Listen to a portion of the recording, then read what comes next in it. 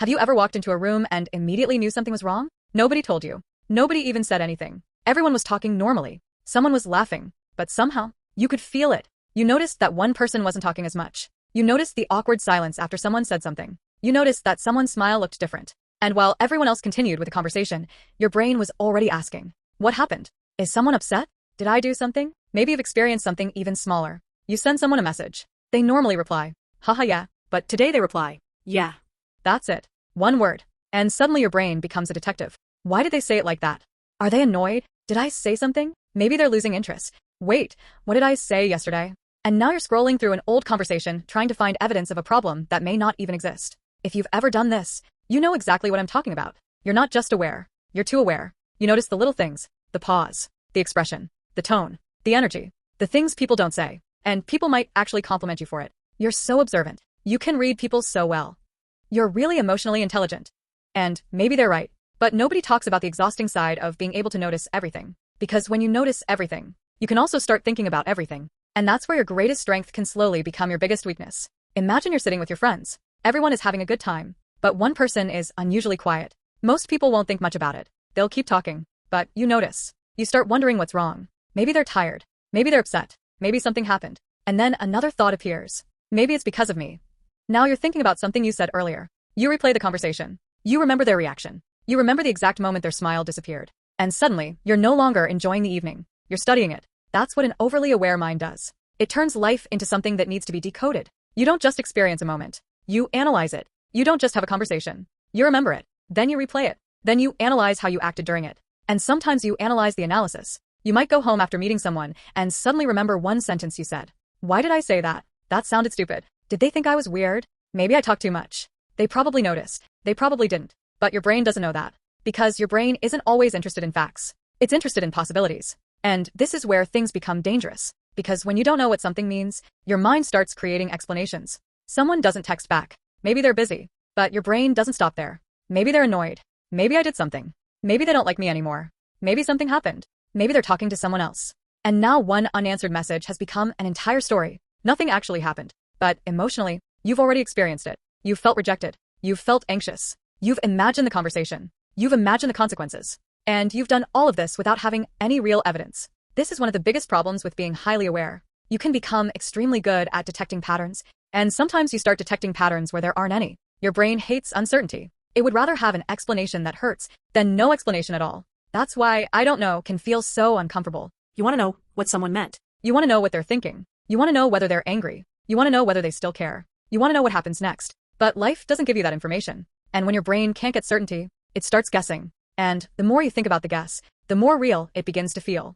Think about the last time you were convinced someone was upset with you. Maybe you noticed their tone was different. Maybe they seemed distant. You thought about it for hours. Then eventually they said, "Oh, sorry. I was just tired." And suddenly you realize the entire emotional crisis happened inside your head. That's the strange thing. Your mind can create an emergency out of information that was never actually dangerous. And this doesn't mean you're irrational. It means your brain is trying to protect you. The human brain is designed to notice changes. For thousands of years, noticing small changes could mean the difference between safety and danger. A strange sound, a sudden movement, a change in someone's behavior. Your brain learned, pay attention, and that ability is still inside us. Except today, the danger isn't always a predator in the bushes. Sometimes it's a text message, a facial expression, a relationship, a conversation, a job interview, a social situation. Your brain can treat uncertainty like something that needs to be solved immediately. And this is why some people can't simply let things go. They aren't trying to be dramatic.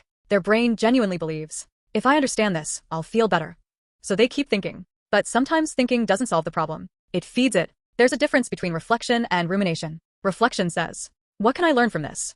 Rumination says, why did this happen? Then asks the same question 50 more times. You can spend an entire night thinking about something and wake up with exactly the same problem. Except now you're exhausted too. And here's something even more interesting. People who are extremely aware of others often become extremely aware of themselves. They notice how they're talking, how they're sitting, how they're being perceived, whether they're annoying someone, whether they're talking too much, whether their face looks awkward, whether they laughed at the right moment. And suddenly, you're not just living. You're watching yourself live. You're having a conversation, while also thinking about how you're performing in that conversation. You're laughing, while wondering whether your laugh sounds weird. You're telling a story, while wondering whether people actually care. You're walking into a room, while thinking about how you look walking into the room. It's like having a camera inside your own head, and the camera never stops recording. This can make social situations exhausting, because other people get to experience you. You experience yourself, and the experience of experiencing yourself. That's a lot of mental noise. And sometimes you just want silence. That's why highly aware people often love being alone. Not necessarily because they dislike people, but because being alone gives their brain a break.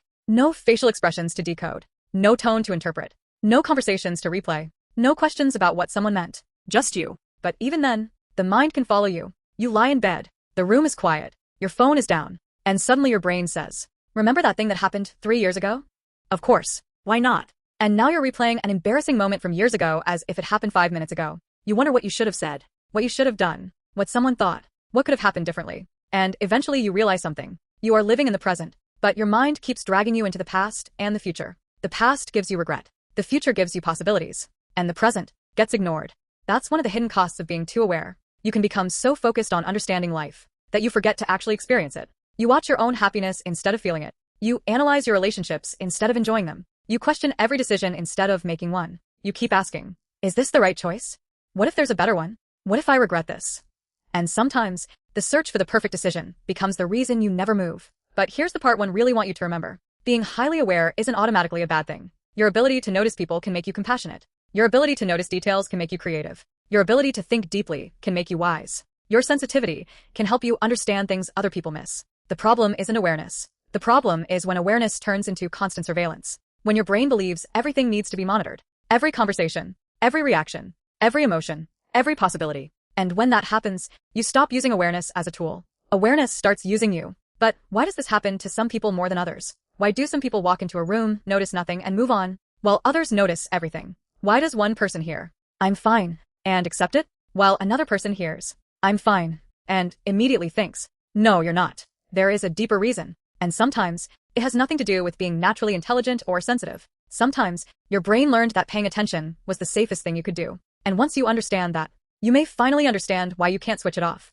Because the person who notices everything may have learned a long time ago that missing something could hurt. And that's where the story gets much deeper. Because in part 2, we're going to talk about why some people become so good at reading moods, predicting reactions, and noticing tiny changes. Why they sometimes feel responsible for everyone else's emotions. Why they can walk into a perfectly normal room and still feel like something is wrong. And most importantly, how to keep your awareness without letting it steal your peace. Because maybe you don't need to become less aware. Maybe you just need to stop treating everything you notice like an emergency.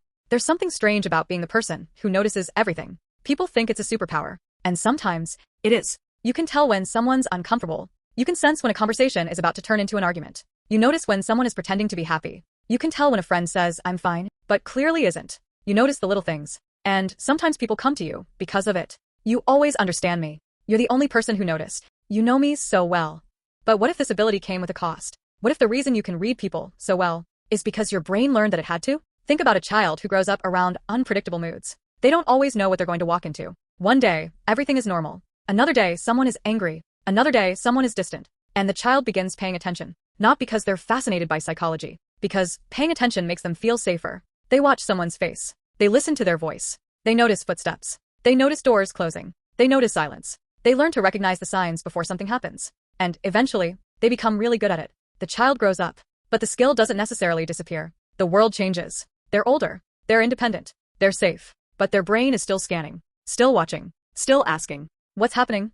Is something wrong? What's about to happen? And now imagine what that looks like in everyday life. A friend suddenly becomes quiet. You notice. Someone's tone changes. You notice. Someone doesn't respond the way they normally do. You notice. And almost automatically, your brain tries to figure out why. Sometimes you don't even realize you're doing it. You're just sitting there, reading the room. And here's where it becomes exhausting. You can start feeling responsible for things you never caused. Someone is in a bad mood. You wonder what you did. Someone is upset. You want to fix it. Someone is disappointed. You feel guilty. Someone is angry. You feel like you need to make everything okay. You become the emotional firefighter. Every time something feels uncomfortable, you rush in to put it out. But here's a question. What if it's not your fire? What if someone is having a bad day and it has nothing to do with you? What if someone is angry and you don't have to fix their anger? What if someone is sad and your job is simply to care? This is one of the hardest lessons for highly aware people. You can understand someone's feelings without taking responsibility for them. You can notice someone's pain without carrying it. You can care without becoming emotionally responsible for everyone around you.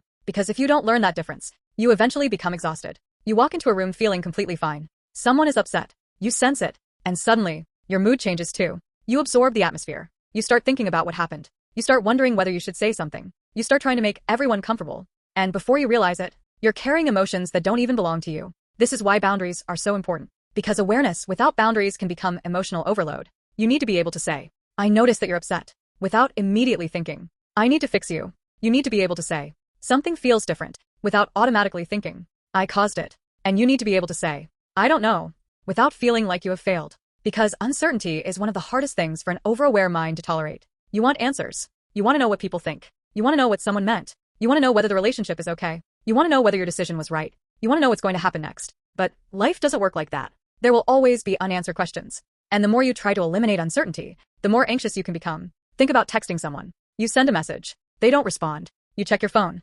Nothing. You check again. Nothing. You see they're online. Still nothing. And now your brain starts building a story. Maybe they're ignoring you. Maybe they're annoyed. Maybe they don't care. Maybe you said something wrong. And here's the important part. None of those thoughts are facts. They're possibilities. But when you repeat a possibility enough times, your brain can start treating it like reality. So one of the most powerful things you can learn is this. Separate what you know from what you assume. What do you actually know? They haven't replied. That's it. Everything else is interpretation. They're angry. You don't know. They don't like me. You don't know. They're ignoring me. You don't know. And this doesn't mean you should be naive. It means you should stop punishing yourself with stories you don't have evidence for. Your mind will always create possibilities. You don't have to believe every one of them. This is also why highly aware people sometimes struggle in relationships. They can notice tiny changes. But noticing a change doesn't tell you what caused it. A person can be quieter because they're tired. They can be distracted. They can have something going on. They can simply be having a bad day. And yet the highly aware mind sometimes jumps straight to, it's me.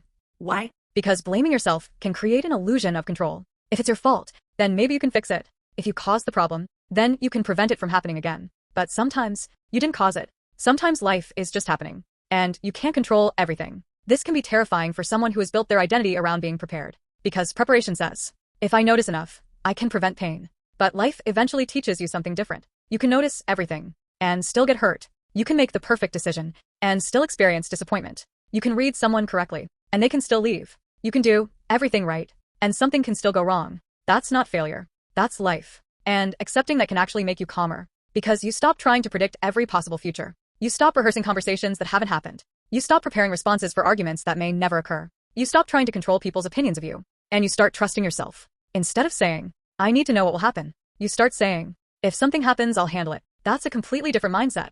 One is control. The other is confidence. And confidence doesn't mean believing nothing bad will happen. It means believing you'll survive what happens. That's the shift. You don't need to become less sensitive. You don't need to stop noticing people. You don't need to become careless. You don't need to turn off your emotions. You just need to stop treating every signal as a warning. Someone looks away. Okay. Someone is quiet. Okay. Someone doesn't respond immediately. Okay. You noticed it. Now let it exist without immediately creating a story around it. Because not every observation requires action. This is something people with overactive minds often forget. Awareness is information. It isn't an instruction. You can notice something and do nothing. You can notice tension and remain calm. You can notice someone is upset and give them space. You can notice yourself feeling anxious and not immediately obey the anxiety. That last one is especially important because sometimes the problem isn't the thought. It's what you do after the thought appears. Your brain says, what if they don't like me? You check their messages. You reread conversations. You look for clues. You ask someone else what they think. You search for reassurance. And for a moment, you feel better. But then the doubt comes back. So you check again. And again. And eventually your brain learns. When I feel uncertain, I need to investigate. That's how the cycle gets stronger. Breaking it means learning to tolerate a little uncertainty. To think. Maybe something is wrong. Maybe it isn't. I don't know yet. And I can live with not knowing. That sentence can be incredibly powerful. I don't know yet. Not. Something is definitely wrong. Not. Everything is fine. Just, I don't know yet. You don't have to choose between panic and denial. You can simply wait for more information. And sometimes, more information never comes. That's okay too. Not every story gets an ending. Not every person explains themselves. Not every relationship gives you closure. Sometimes closure is simply deciding that you don't need to keep investigating. And if you're someone who notices everything, this may be one of the hardest things to learn. You don't need to understand everyone. You don't need to decode every silence. You don't need to know what every person thinks about you. You don't need to predict every possible outcome. And you definitely don't need to carry everyone else's emotions. Your awareness is a tool. Use it when it helps. Put it down when it doesn't. Because the goal isn't to become less aware. The goal is to become aware without becoming consumed. To notice without obsessing. To care without carrying. To think without getting trapped. And maybe one day you'll walk into a room and notice that someone's mood feels different. You'll still notice. That's part of who you are. But instead of immediately thinking, what did I do?